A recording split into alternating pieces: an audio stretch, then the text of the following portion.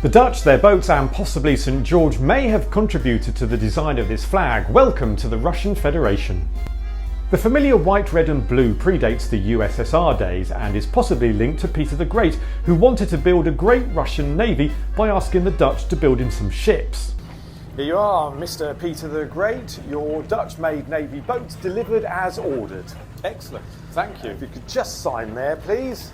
By the way, I like that little flag that you have. It's nice. Yeah, we went through a slight rebranding a while ago where we changed the orange into red, but it's essentially the same flag. You know, I like it so much. I want my navy to have a flag, but one completely different to yours. While you have red at the top, white in the middle and blue at the bottom, my navy flag will have white at the top, blue in the middle and red at the bottom. But you've simply moved the red from the top to the bottom of the flag. I know, I'm a genius. The colours are occasionally given traditional symbolism, with one idea that the red is for the Grand Principality of Moscow as represented by St. George, wearing blue on a white horse.